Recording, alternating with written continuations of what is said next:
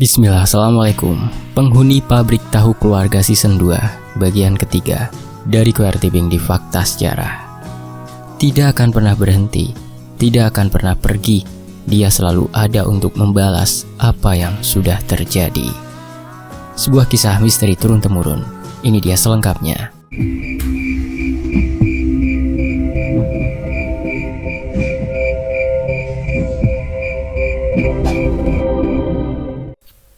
Kalaupun iya itu Ningsih, rasanya mungkin ada yang memelihara masa lalunya itu. Tapi jangan sampai, ucap Bik Tarmi perlahan dengan tatapan yang sangat serius ke arahku. Bibi, sebentar, aku tidak mengerti dengan maksud ucapan Bibi, ucapku dengan bulu pundak yang sudah benar-benar berdiri. Sementara tidak tahu kenapa pikiranku terbawa begitu saja ke masa di mana awal kedatanganku ke pabrik ini 4 tahun silam, yaitu di tahun 2014. Aden baik-baik saja kan? Kenapa jadi pucat wajahnya? Jawab Bik Tarmi tiba-tiba. Den, kok malah ngalamun? Kenapa? Ucap Bik Tarmi khawatir. Enggak Bi, maaf, barusan kok malah aku jadi inget kejadian awal aku ke pabrik ya. Padahal kan udah lama banget, jawabku, sambil mengelap keringat yang tidak aku ketahui sejak kapan sudah mengalir di bagian wajahku. Sudah, jangan dipikirkan, ayo pulang. Tunggu di sini, Bibi ambilkan plastik di meja sana ya, kata Bik Tarmi sambil berjalan ke arah meja komputer, sementara Mang Abi dan Mang Toha seperti sedang berbicara serius. Apalagi beberapa kali tangan mereka berdua menunjuk ke arah samping depan pabrik. Tidak mungkin. Kenapa malah aku sendiri ya seperti ini? Ucapku. Beberapa pekerja di ruang pembungkusan yang kebanyakan perempuan beberapa kali tertangkap oleh mataku sedang memperhatikan aku yang sedang berdiri menunggu Bik Tarmi kembali. Walaupun ketika melihat waktu di jam yang melingkar di tanganku, bagian pembungkusan tidak lama lagi akan selesai dan beberapa orang akan ikut pulang bersama mobil Mang Abi nantinya. Mataku terus saja memandang keluar halaman pabrik, berpindah dari satu pandangan ke pandangan lain. Walaupun aku masih benar-benar sadar dengan apa yang aku lakukan sekarang, malah perasaan khawatir begitu saja hadir. Apa yang diobrolkan Bik Tarmi tumben lama, ucapku melihat ke arah teras belakang. Sementara Mang Deden masih sibuk membereskan sisa pekerjaannya yang hampir selesai malam ini. Terlihat berjalan Bik Tarmi ke arahku dengan plastik hitam berisikan uang dan nota-nota yang sebelumnya dirapikan Mang Toha. Walaupun sebelum berjalan, Bik Tarmi beberapa kali aku lihat hanya menggelengkan kepalanya berkali-kali. Ngobrolin apa barusan Bi? Ucapku, yang tidak biasanya bertanya seperti ini. Apalagi aku paham, apalagi yang mereka obrolkan selain pekerjaan di pabrik ini. Enggak Den. Ini teh soal Pak Jasa saja, sudah urusan tahunya saja. Tidak penting juga, katanya Mang Toha juga sih yang udah kasih tahu Aden soal itu, ucap Bik Tarmi sambil mengikuti aku berjalan ke arah parkiran motor. Bukan sih, ucapku dalam hati. Ada perasaan tidak percaya untuk pertama kalinya pada apa yang Bik Tarmi ucapkan, dan ini jarang sekali aku rasakan. Sudah istirahat yang cukup Aden ya. Apalagi besok mungkin sudah mulai Pak Karta datang dan kerja di sini ya. Ini jangan lupa, ucap Bik Tarmi sambil menggantungkan plastik di stang motor. Iya Bi, titip pabrik ya. Telepon aku kalau ada apa-apa, bilang juga kepada Mang Toha. Jawabku langsung menaiki motor dan meninggalkan Bik Tarmi di halaman parkir. Penasaran, kataku sambil membelokkan motor bukan ke arah rumah, melainkan ke arah berlawanan. Sama dengan perempuan yang aku lihat dan Mang Toha. Benar kesini tidak ada jalan, tidak ada perkampungan dari dulu juga, kataku. Sementara motor trailku dengan knalpot yang berisik melaju sangat pelan sekali. Mataku tetap melihat ke arah kiri dan kanan, di mana kebun yang luas milik kakek yang sekarang berpindah tangan kepada bapak. Benar, tidak ada, kataku yang hanya dibantu oleh cahaya putih yang dihasilkan lampu motor. Tapi merindingnya masih terasa. Ucapku yang kemudian dengan cepat memutar arah dan langsung menancap gas motor agar melaju dengan kencang. Anehnya, Bik Tarmi masih aku lihat mematung di tempat yang sama sebelum aku keluar meninggalkan pabrik. dan pasti melihat aku berbelok bukan ke arah rumah barusan. Palingan juga mengerti Bitarmi maksud aku apa, kataku. Di bawah gelapnya cahaya malam ini, aku pulang dengan banyak pertanyaan. Bahkan pertanyaan pertama aku layangkan untuk diriku sendiri dari beberapa kejadian yang benar-benar membuatku sangat khawatir. Apalagi benar dan sadar pabrik beserta tanah di mana yang sekarang menopang bangunan itu tidaklah tanpa dosa dan kesalahan. Sampai di halaman rumah, terlihat gerbang masih terbuka selebar jalan motor agar bisa masuk. Sementara motor Mang Ujang yang aku kenal masih terparkir rapi di tempat biasanya. Tumben, ucapku. Kemudian mematikan mesin motor dan turun dengan membawa plastik hitam. Aku berjalan perlahan di antara garasi dan jalan menuju teras dapur yang biasanya Bapak dan Mang Ujang menjadikan tempat keduanya itu untuk mengobrol atau sekedar menghabiskan kopi saja. Kali ini tidak aku lihat sama sekali. Paling di dalam, ucapku. Kemudian duduk dan mengeluarkan nafas yang panjang berkali-kali sambil mengeluarkan rokok dari saku celanaku yang biasanya membuatku sedikit tenang, apalagi jam sudah lewat tengah malam. Baru saja beberapa kali hisapan pada rokok mild yang sekarang kujepit di antara jariku mengeluarkan asap yang tidak sedikit. Tiba-tiba Bapak dan Mang Ujang berjalan ke arahku dari halaman belakang berdua. Lah, habis ngapain mereka? Ucapku dalam hati sangat kaget. Hal yang sama juga aku lihat dari wajah Bapak dan Mang Ujang yang mungkin tidak menyangka aku sedang duduk di teras. Kapan pulang putra? Ucap Bapak sambil buru-buru masuk ke dalam dapur. Masa iya suara motorku yang berisik tidak terdengar sih? Ucapku dalam hati dan mulai curiga dengan apa yang sudah dilakukan Bapak dan Mang Ujang di halaman belakang rumah yang beberapa hari ke belakang sebelum kepulangan Bi Imah ke kampungnya memang sudah dibersihkan dan disiapkan untuk menyimpan sisa kayu dari pabrik nantinya. Den, Pak, Amang duluan pulang ya, ucap Mang Ujang dengan wajah yang berusaha dipaksakan terlihat biasa saja di hadapanku. Apalagi pencahayaan di teras ini cukup terang dan aku bisa melihatnya dengan sangat jelas. Masuk, sudah malam. Biar nanti Bapak yang kunci gerbang dan pintu ini, kata Bapak dengan sangat tegas. Tidak aku jawab sama sekali ucapan Bapak. Aku hanya merasakan sebuah kejanggalan baru di rumah ini. Padahal tidak biasanya Bapak duduk di kursi makan dan membakar rokok di sana. Masuk, cepat. Masa Bapak dari tadi bilang tidak kamu dengar sama kedua telinga kamu? Masuk, ucap Bapak membentak sangat keras.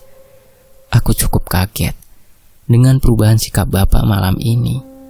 Apalagi tidak biasanya Bapak membentak aku seperti itu. Hal ini sudah sangat lama tidak pernah dilakukan lagi kepadaku semenjak 4 tahun ke belakang. Iya mau ini, kenapa kali tiba-tiba keras begitu bicaranya?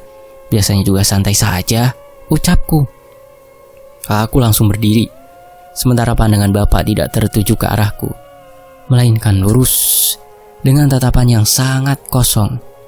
Aku memperhatikannya malah merasa sangat aneh. Ada yang tidak beres ini, ucapku dalam hati sambil masuk ke dalam dengan membawa plastik hitam dan rokok beserta korek apinya. Perlahan berjalan melewati Bapak yang masih saja dengan posisi semulanya. Bahkan saka rokok yang hampir jatuh pertanda belum lagi dihisap rokoknya menandakan Bapak benar-benar sedang memikirkan sesuatu dalam isi kepalanya yang membuatku semakin curiga dengan tingkah dan sikapnya seperti itu. Sudah semakin aneh, kataku sambil melemparkan badan ke arah kasur. Sementara itu, kamarku benar-benar berubah dengan drastis setelah beberapa barang dari kosan aku tata kembali. Pandangan mataku ke arah langit-langit kamar yang berwarna putih. Sementara kekhawatiranku malam ini terlukis hitam di atas warna putih itu. Apalagi kejadian barusan Bapak dan Mang Ujang menambah pekat hitam gambaran yang sedang aku rasakan. Tiba-tiba pikiranku sendirilah yang membentuk satu kesimpulan cepat. Pantas saja Bapak barusan membentakku, ucapku sambil mengangguk dan mengaminkan bahwa pikiranku saat ini adalah pikiran yang terbaik hadir dalam sistem otak yang sedang berjalan. Bapak tidak mau aku curiga Tidak mau aku bertanya sudah melakukan apa di halaman belakang dengan Mang Ujang. Apalagi ini baru pertama kali aku tahu.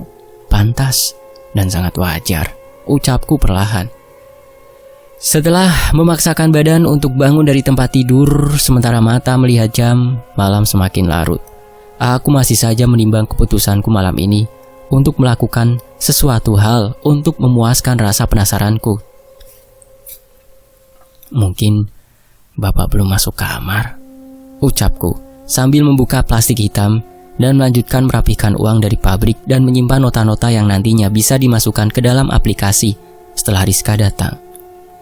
Hampir 1 jam lebih aku merapikan keuangan pabrik yang nantinya setelah gajian pekerja akan aku simpan di bank. Bahkan saka rokok dan beberapa puntung yang sudah cukup banyak tergeletak di atas asbak yang otomatis membuat kamarku lumayan penuh dengan asap. Kebiasaanku memang membuka 1 di antara 3 jendela kamar ketika kondisi sudah seperti ini. Niatnya supaya angin masuk melalui jendela dan menghilang asap akibat dari rokok yang sudah berkali-kali aku bakar. Sudah waktunya, ucapku setelah menyimpan semua keuangan ke tempat yang aku anggap aman dan tidak ada siapapun yang mengetahuinya. Dengan sangat perlahan, aku berjalan keluar kamar. Lampu kedua di ruangan tengah sudah berganti warnanya yang artinya benar, Bapak sudah masuk ke kamar. Sampai di dapur, aku langsung menuju pintu untuk segera keluar dan menuju halaman belakang. Tidak tahu kenapa sangat kuat sekali rasa penasaranku malam ini. Tumben kuncinya dicabut, ucapku setelah memastikan semakin dekat dengan pintu dapur dan tidak ada sama sekali kunci yang menempel. Langsung aku berjalan ke arah di mana semua kunci-kunci rumah biasa tersimpan. Anehnya, sama sekali tidak aku temukan.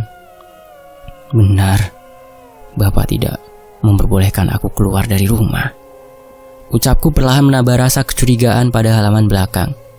Namun aku ingat satu hal setelah barusan membuka jendela kamar sebelum memutuskan untuk ke dapur.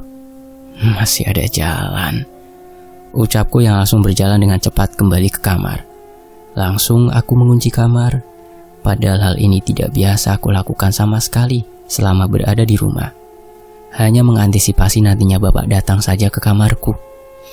Setelah kembali menyalakan rokok, aku perlahan keluar melalui jendela yang terbuka yang memang ukurannya sangat besar sekali, cukup untuk ukuran badanku.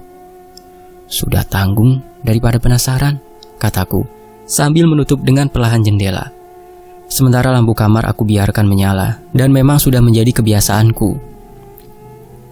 Dengan langkah yang cepat dan perasaan yang semakin tidak menentu, aku berjalan ke arah belakang dari sisi samping rumah lainnya. Padahal sudah lama juga tidak pernah lagi aku berada di samping rumah ini. Tenang Putra, tenang, kataku perlahan. Dari kejauhan sudah terlihat beberapa asap kecil keluar dari sudut halaman belakang yang memang berukuran cukup luas sekali. Mungkin sama luasnya dengan ukuran rumah, karena dulunya adalah kebun sebelum ditembok oleh Bapak pada waktu itu. Banyak sekali, kataku tetap memperhatikan asap-asap putih. Aku lebih berhati-hati untuk mendekat karena tidak menggunakan sandal.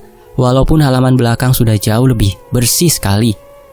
Aku semakin dekat pada arah di mana asap-asap itu kenapa bisa ada, dan baunya semakin jelas aku cium.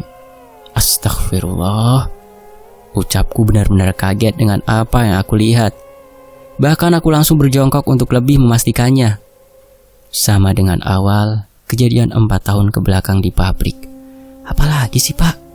Ucapku perlahan dan menggelengkan kepala berkali-kali. Tidak aku matikan atau aku buang kemenyan-kemenyan yang sedang terbakar di atas wadah keramik coklat ini. Apalagi semakin menyala dan mengeluarkan asap dibantu oleh angin malam ini, tepatnya angin dini hari. Tidak habis pikir, ucapku, melihat banyaknya asap-asap hampir setiap sudut halaman belakang. Karena aku merasa tidak bisa lama dalam kondisi seperti ini, takut Bapak memastikan bahwa aku sudah tidur atau belum ke kamar. Dengan cepat aku kembali tanpa menyentuh sama sekali dan membiarkan begitu saja. Apalagi semua yang aku lihat sudah cukup menjawab rasa penasaranku. Kembali masuk kamar dengan cepat, bahkan kaki benar-benar sangat kotor karena menginjak tanah. Hanya aku bersihkan menggunakan tisu dan lap yang untungnya bekas yang tadi membersihkan barang-barang dari kosan. Setelah dirasa semua aman, Perlahan aku membuka pintu kamar dan langsung mengatur kertas-kertas catatan pabrik yang biasa tergeletak di atas lantai kamar seperti biasanya, menutupi kecurigaan nantinya kalau ibu dan bapak masuk kamarku pagi nanti. Sudah cukup hal yang sama. Dan mungkin benar Ningsih sudah kembali. Kenapa hal yang sama bapak dan Mang Ujang lakukan? Suatu hal yang pernah membawa petaka itu. Ucapku dalam keadaan terbaring di atas kasur setelah semuanya datang bertubi-tubi kepadaku malam ini. Pagi ini aku dibangunkan oleh beberapa kali telepon dari Pak Karta dan Mang Toha yang mengabari bahwa renovasi akan dimulai hari ini juga. Sementara aku hanya mengirim pesan kepada Mang Toha untuk mengawasi dan mengirimkan data berapa orang yang dibawa Pak Karta. Jam 8 ternyata, ucapku. Setelah selesai mandi dan bersiap-siap untuk ke pabrik, aku melihat Bi Imah sudah berada di dapur. "Bibi, kapan datang?" ucapku cukup keras. "Subuh, Den, dijemput sama ibu, sama bapak juga," jawab Bi Imah terlihat sangat senang. Orang rumah pada kemana, Bi?" tanyaku, sambil duduk di meja makan dan langsung Bi Imah membawakan makanan ke meja makan. "Tidak tahu, Den. Tadi saja Pak Karta kesini sebelum ke pabrik, Bibi bilang lagi pada keluar," ucap Bi Imah sambil duduk di sebelahku. "Siapa saja yang keluar?" "Mang Ujang ikut," tanyaku. Teringat kembali kejadian semalam. Mang Ujang datang, parkir motor, tidak lama ibu dan bapak pergi, Den. "Iya, Mang Ujang ikut," jawab Bi Imah. Aku hanya menggelengkan kepalaku saja, sambil perlahan memasukkan makanan sarapan pagiku melewati tenggorokan. "Susah dan sulit dipahami," ucapku. "Maaf, Den, kenapa dan ada apa memangnya? Kalau Bibi boleh tahu?" kata Bi Imah sangat penasaran. Segera aku jelaskan kejadian semalam kepada Bi Imah dengan sangat perlahan, apalagi makanan di atas piring sudah mulai habis. Bi Imah yang mendengarkan setiap ucapanku berkali-kali menatapku heran dan seolah tidak percaya. "Bibi paham kenapa kemarin bapak buru-buru menyuruh Bibi segera pulang kampung, Den," kata Bi Imah perlahan. "Aku baru tahu, Bi." "Emangnya gimana?" jawabku kaget. "Harusnya kan rencana Bibi pulang nanti setelah Neng Rizka dan Neng Rini datang. Ini kemarin malah dadakan sebenarnya," kata Bi Imah. Aku langsung paham dan yakin betul bahwa kepulangan Bi Imah adalah salah satu cara agar rencana bapak, ibu, dan Mang Ujang untuk yang terjadi tadi malam berjalan dengan lancar. Apalagi Bi Imah juga menyangka padahal yang sama dengan apa yang aku pikirkan sekarang. "Harus hati-hati, Den, mulai saat ini. Mungkin bapak dan Mang Ujang adalah dua orang yang sama seperti 4 tahun ke belakang. Apalagi sudah mulai lagi seperti itu," kata Bi Imah. Awalnya ingin aku ceritakan beberapa kejadian di pabrik akhir-akhir ini atau semenjak Bi Imah pulang ke kampungnya. Namun ada hal lain yang lebih penting aku tanyakan. "Bi, gimana soal keluarga Ningsih?" kataku tiba-tiba. "Sulit, Den," katanya. Keluarga yang kemungkinan tersisa atau masih berkaitan dengan keluarga Ningsih dari selatan kampung Bibi yang terpisah sama sungai yang sama dengan dekat pabrik. Itu Bibi dapatkan dari beberapa orang tua di kampung Bibi, kata Bi Imah perlahan menjelaskan. Aku yang baru membakar rokok mild langsung menahan rokok untuk kembali menghisapnya. "Bukannya dulu Bibi memang satu kampung?" tanyaku. "Iya, Den, satu kampung. Tapi kan sungai sampai selatannya itu masih masuk kampung Bibi juga," kata Bi Imah.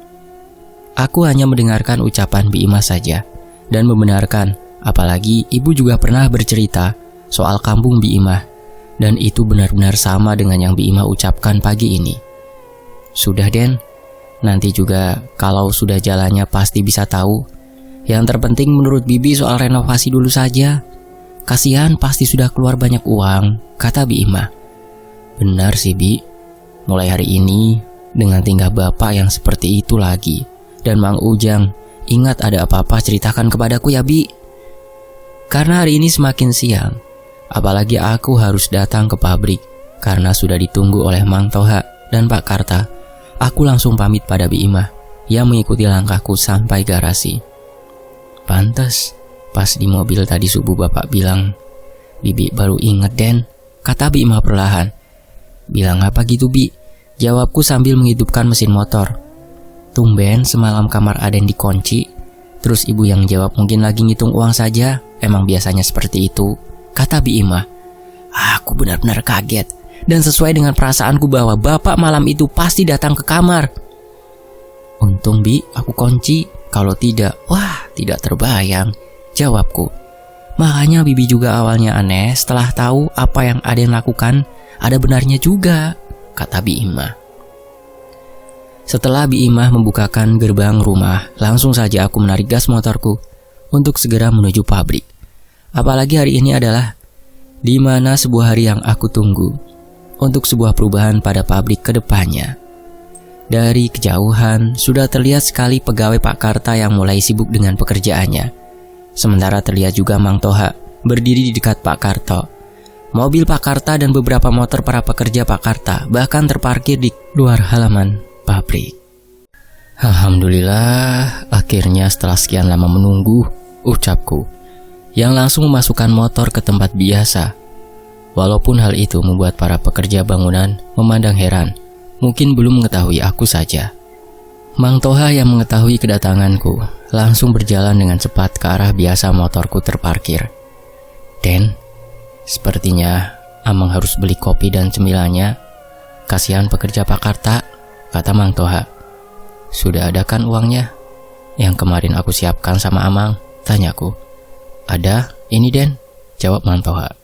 "Sudah, ini pakai motorku, sekalian isi bensin full ya. Pakai dulu uang itu," jawabku. "Baik Den, dari tadi Pak Karta nunggu Aden," jawab Mang Toha yang langsung menaiki motorku. Segera aku berjalan ke arah di mana Pak Karta berdiri, sementara di dalam pabrik baru hanya ada Mang Deden yang sempat aku sapa sedang mempersiapkan produksi hari ini, yang nantinya akan dibantu oleh Mang Toha juga. "Put, saya sikat samping sana sesuai rencana ya. Mudah-mudahan cuacanya bagus terus," kata Pak Karta. "Tidak dirobohkan saja Pak?" tanyaku. "Tadinya begitu, cuman setengah saja saya akalin juga. Yang penting aman ini," jawab Pak Karta. Aku yang ditemani Pak Karta langsung melihat semakin dekat.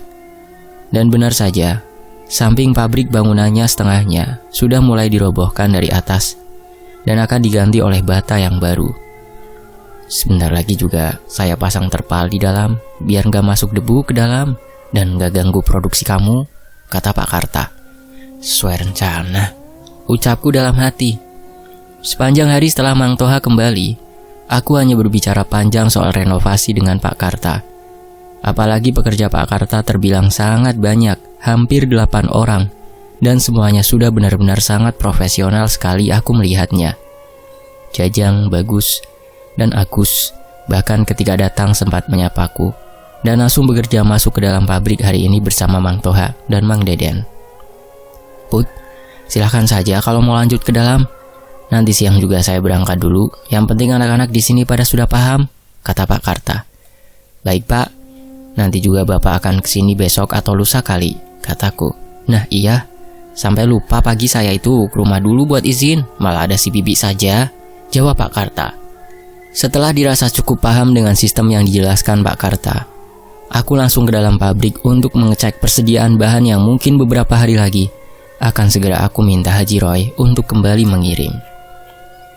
Setelah dari ruangan penyimpanan, aku berjalan ke arah ruangan pembungkusan dan melihat beberapa bungkus tahu yang jumlahnya tidak terlalu banyak menumpuk.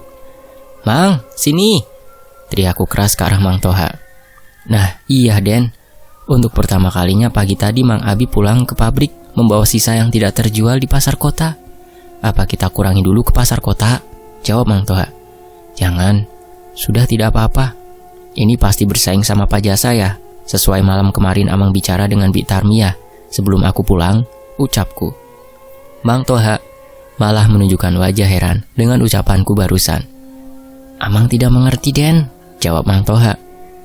"Malam kemarin aku diam di sana, Bi Tarmi ambil plastik, terus bicarakan sama Amang dan Mang Abi. Aku tanya Bi Tarmi, katanya bicarain soal Pak Jasa," kataku. "Maaf Den, Mungkin Bi Tarmi bohong kepada Aden kemarin malam, biar nggak jadi pikiran Aden saja. Jawab Mang Toha perlahan. Aku yang sekarang tidak paham, Mang, jawabku. Malam itu, ternyata Mang Abi juga lihat perempuan, Den, dengan baju yang sama-sama kita hitam.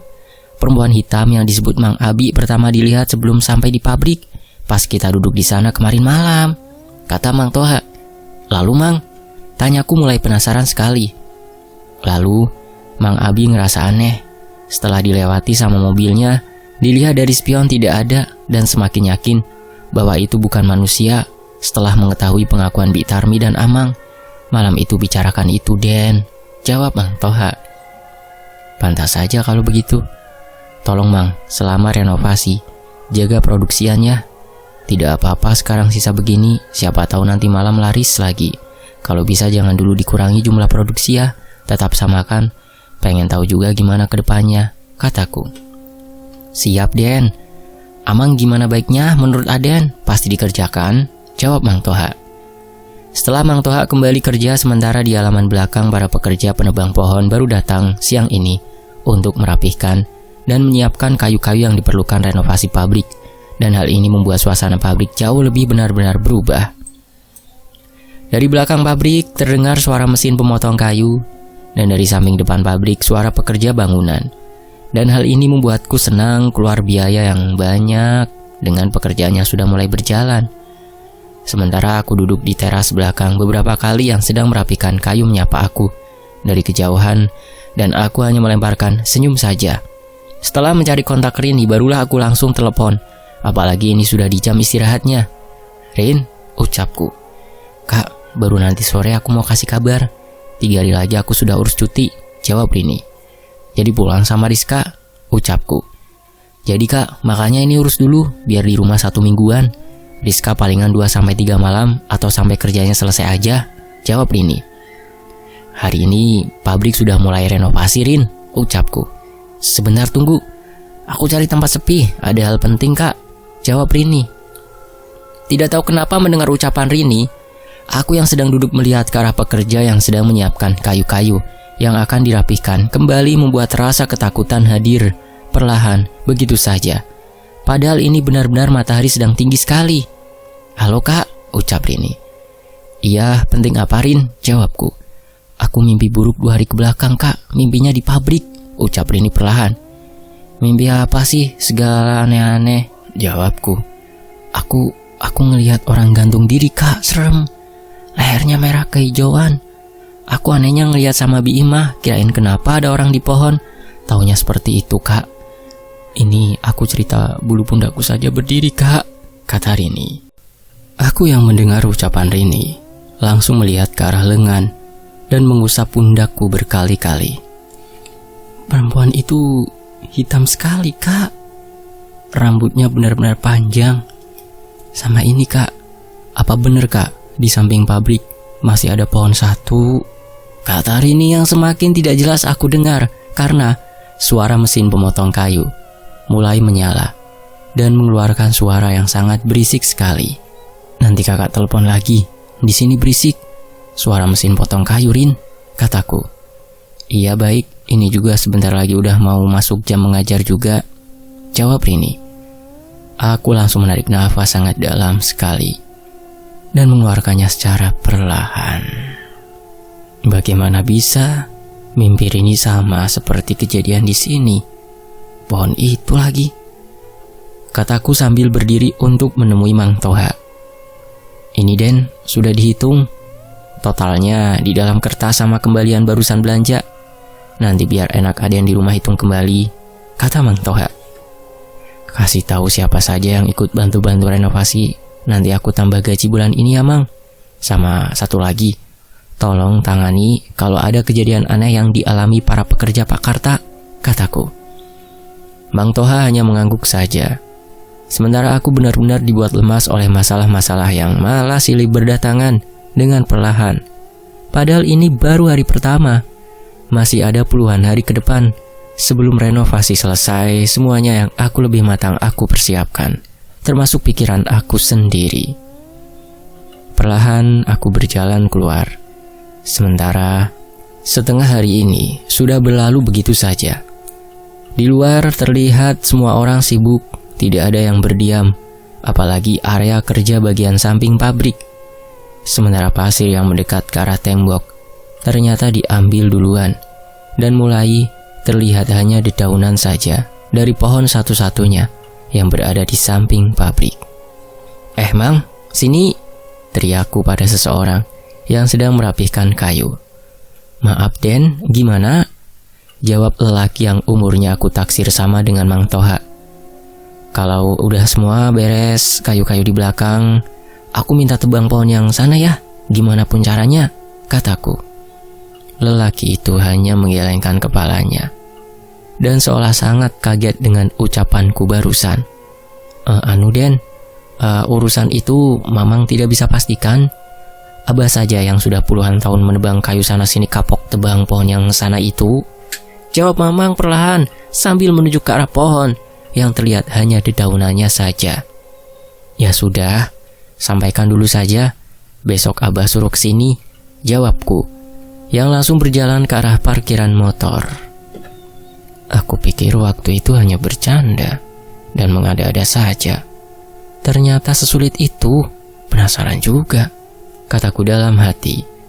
Langsung menaiki motor dengan plastik hitam yang aku gantungkan di bagian setang. Perjalanan pulang dengan banyak pikiran yang semakin semrawut membuat kepalaku benar-benar pusing. Apalagi ditambah panasnya hari ini. Rasa kepalaku seperti ingin terpisah dengan bagian leherku. "Bi, belum pada pulang sampai jam segini," ucapku di depan pintu dapur. Sementara Bi Ima sedang menggosok beberapa baju. Aden, belum Den? Kelihatannya pusing, mau Bibi siapkan obat?" tawar Bi Ima. Aku hanya mengangguk saja dan langsung berjalan ke arah halaman belakang dengan cepat untuk memastikan saja apakah wadah-wadah yang semalam berisikan kemenyan masih ada atau sudah Bapak bereskan. "Lah, masih ada," ucapku sambil berjalan ke arah yang paling dekat dan langsung aku mengambilnya satu wadah. "Benar-benar Bapak bukan sembunyi-sembunyi lagi soal ini," kataku kesal. Langsung saja aku memasuki dapur dengan satu tangan membawa wadah dari keramik berwarna coklat dan satunya lagi plastik berisikan uang hasil pengiriman kemarin malam. "Ya Allah Den, itu bawa apa?" kata Bi Ima sangat kaget. "Sengaja aku bawa, pengen tahu apa maksudnya semua ini," jawabku kesal sambil menyimpan wadah di atas meja makan. Bi Ima yang sudah menyiapkan obat di atas piring kecil dan air minumnya lengkap.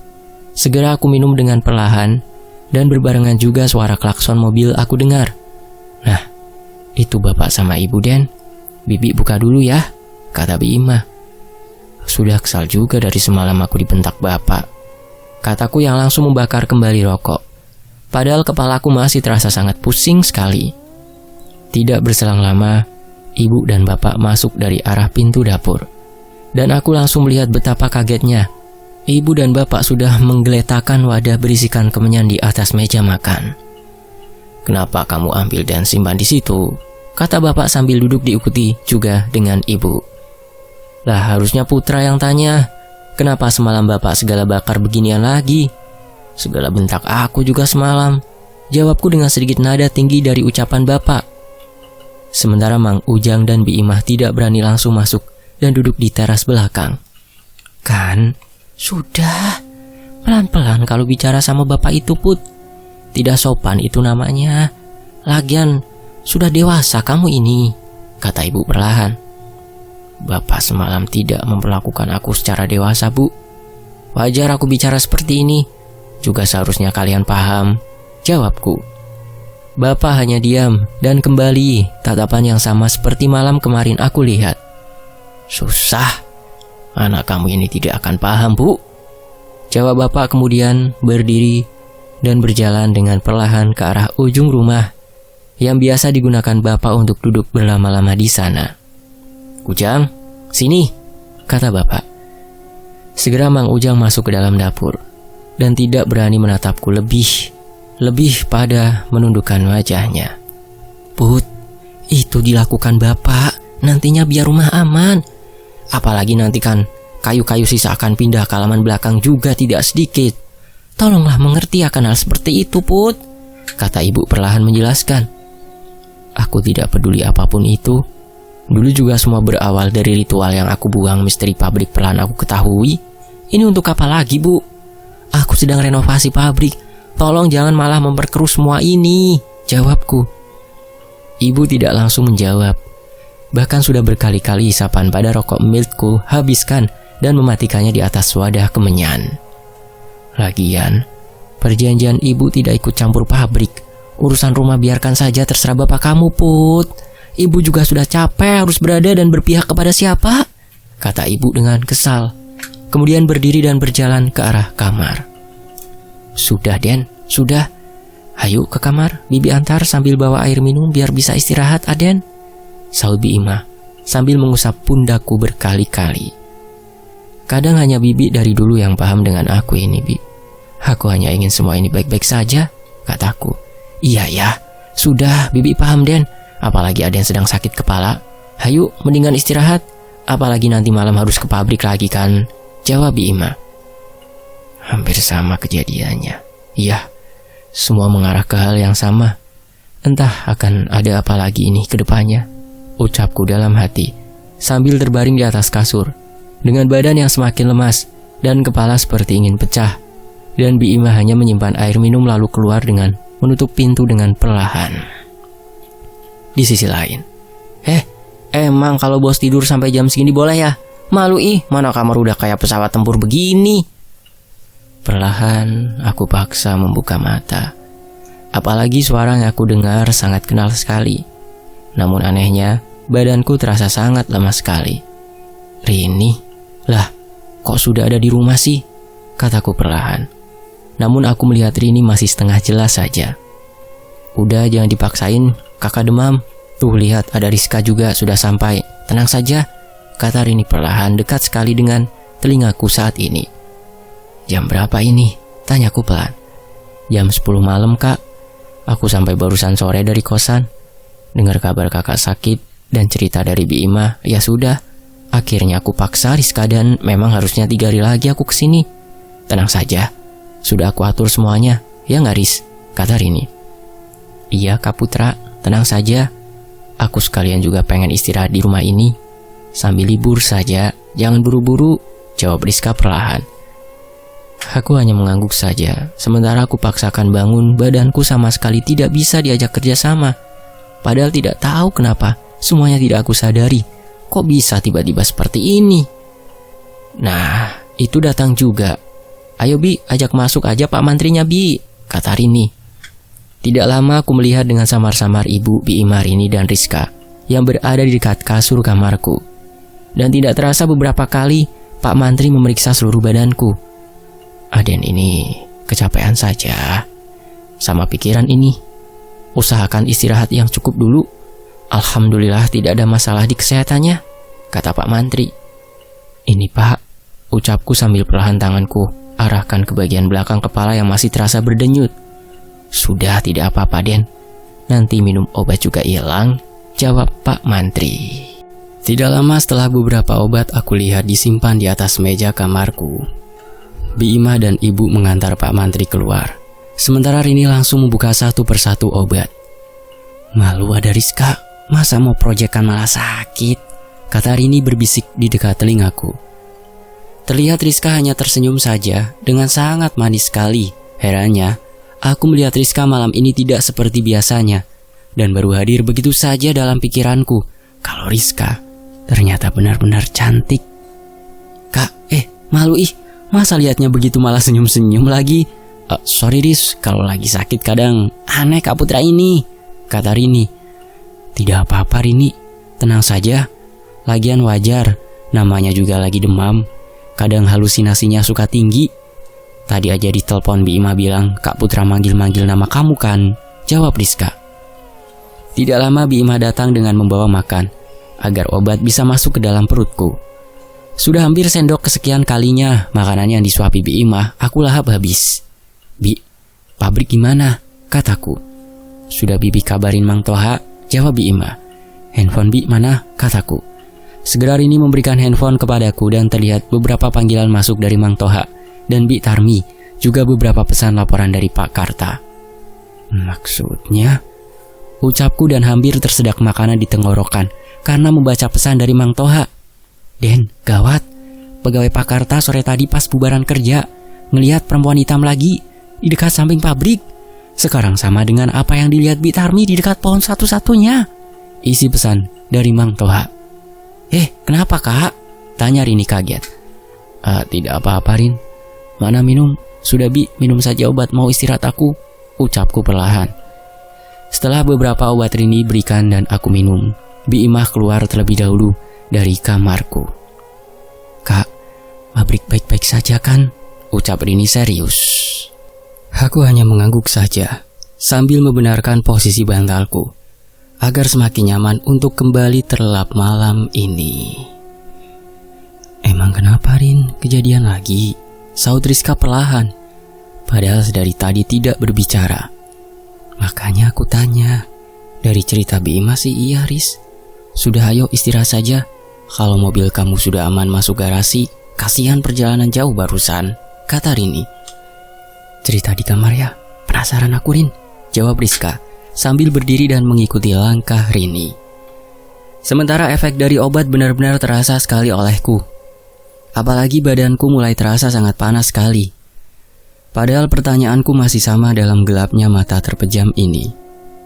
Kenapa tiba-tiba bisa sakit? Kataku dalam hati.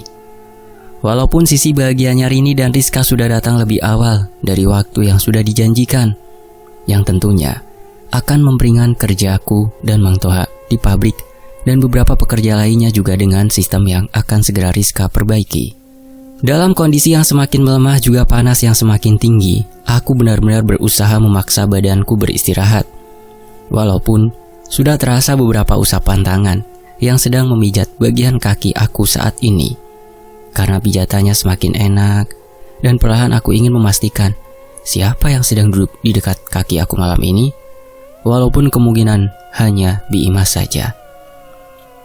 Perlahan gelapnya mata terbuka. Bayang-bayang seorang perempuan yang sedang tertunduk memijat kakiku dari samping. Aku melihatnya. Sementara dari arah lurus kepalaku tertidur, aku melihat jam yang menempel di kamarku sudah menunjukkan pukul 2:15 dini hari. Sudah lama juga aku tertidur, kataku perlahan sambil semakin menikmati pijatan di dampal kaki dan punggung kaki saat ini. Rizka, ucapku perlahan walaupun penglihatanku belum benar-benar jelas. Sementara bekas keringat sudah terasa di bagian punggung dan dahi. Rizka hanya mengangguk saja tanpa membalas ucapanku sama sekali. Kapan Rizka ganti baju jadi warna hitam? Kataku dalam hati. Riz, sudah, kasihan kamu. Mending balik kamar ini, sana istirahat, kataku perlahan. Sementara Rizka kembali tidak menjawab, hanya mengangguk saja. Setengah rambutnya yang panjang menutupi hampir wajahnya. Aku melihatnya samar-samar dari samping saja, dan pijatan tangan Rizka terus berganti dari kaki kanan pindah ke kaki kiri. Aku kembali memejamkan mata perlahan. Setelah membalas senyuman Rizka yang sama manisnya seperti ketika tadi bersama Rini di kamarku. Apalagi kali ini wajahnya semakin jelas aku lihat karena membalas ucapanku sambil menggerakkan kepalanya secara perlahan. Dengan rambut yang terurai menambah aura kecantikannya semakin keluar. Riz, kalau sudah ngantuk tidur aja. Aku sudah tidak kuat mau tidur lagi ya, kataku sambil terpejam. Namun Rizka kembali tidak menjawab, hanya pijatannya terasa lebih kencang dan terasa semakin dingin. Aku rasakan di kaki bagian kanan, padahal terasa pijatannya baru saja berpindah dari kaki kiri. Bisa makin dingin begini Rizka, kataku memaksakan berbicara, sementara mataku semakin terpejam. Padahal AC di dalam kamar aku sama sekali jarang aku gunakan, malah lebih sering menggunakan kipas angin. Namun, karena mungkin sedang demam, badanku terasa sangat dingin. Apalagi pijatan Rizka semakin kencang aku rasakan. Bawa tidur saja, Putra Dwika Wijaya, ucap Rizka perlahan. Sejak kapan suara Rizka seperti itu? Dan tumben tahu nama lengkap aku. Kataku semakin terpejam dan semakin dalam menikmati dingin di arah kakiku. Di sisi lain, aku terbangun oleh suara Bi Imah yang membuka jendela pagi ini. Terlihat Bi Imah sedang menyapu kamarku. Dan tumben sekali, baru pertama kali Bi Imah membersihkan kamarku terlebih dahulu. Sudah bangun, Den? Gimana? Sudah mendingan? Tanya Bi Imah seperti kaget melihatku. Tangan kirinya langsung menyembunyikan sesuatu di balik badannya. Seger, Bi, sepertinya mendingan ini, obatnya bagus, kataku, sambil bangun dan langsung duduk di atas kasur. Iya ini, Bibi langsung sapu-sapu, Den, kata Bi Imah. Aku sangat kaget melihat ke arah lantai banyak sekali rambut-rambut panjang berhelai-helai tergelak begitu saja di atas lantai kamarku. Bi, rambut siapa itu? Kok banyak begitu? Kataku kaget dengan apa yang aku lihat sepagi ini. Tadinya Bibi tidak mau Aden tahu soal ini. Bibi juga kaget, Den. Pas masuk mau lihat Aden, sudah banyak sekali rambut tuh, lihat ini, kata Bi Imah sambil menunjukkan gumpalan bekas rambut di tangan kirinya yang begitu banyak. Langsung saja aku teringat kejadian semalam Rizka yang memijat kaki aku, bahkan emang cukup lama. Oh, tidak usah kaget, Bi. Semalam Rizka balik lagi mijat kaki aku jam 2 malam. Mungkin rambut dia, jawabku dengan tenang. Sudah bangun juga Pak Bos. Gimana? Sudah mendingan? Jalan yuk ke kota. Antara aku sama Rizka, ucap Rini yang terlihat belum mandi sama sekali. Terlihat dari rambutnya yang masih terikat dengan menggunakan baju tidurnya. Anehnya, Bi Imah yang barusan mendengarkan ucapanku terakhir langsung nyapu dengan cepat. Dan Rini malah langsung duduk di kasur aku tanpa melihat ke arah rambut yang berserakan di dekat sapu yang dipegang oleh Bi Imah. Ayo sudah sana mandi, ucapku. Rin, kirain kemana? Sorry, aku tidurnya lelah banget, semalam gak bangun-bangun ya, saut Rizka di depan kamarku dan berjalan masuk. Iya, tumben kebo kamu, Riz. Tapi wajar udah nyetir jauh ya, jawab Rini sambil bercanda. Aku langsung terdiam dan benar-benar kaget, seolah tidak percaya dengan terbangunnya aku pagi ini. Apalagi mendengar ucapan Rizka barusan dan melihat Rizka yang sudah duduk di dekat Rini saat ini. Jauh berbeda dengan Rizka semalam. Bukannya langsung mandi, Riz duluan, nanti saja sambil makan di kota, ngobrol sama kaputranya, kata Rini. Nunggu dulu airnya penuh, Rin, jawab Rizka sambil melihat ke arah handphone yang sedang dipegang oleh kedua tangannya itu. Pagi ini Rizka mengenakan baju putih yang sama seperti pertama ke kamarku. Malam itu baju hitam dan rambutnya ternyata tidak sepanjang semalam. Kataku dalam hati, semakin merasa sangat ketakutan pagi ini. Ya Allah, malam pelamun lagi, pagi-pagi, kata Rini sambil menepuk pundakku. Enggak lah, ini lagi mikirin pabrik saja. Sana mandi, ajak Rizka siap-siap sambil bawa ini obat, kakak mendingan kok, kataku. Iya Rin, biar siangnya aku ke pabrik ya Kak Putra, pulang dari kota, saut Rizka.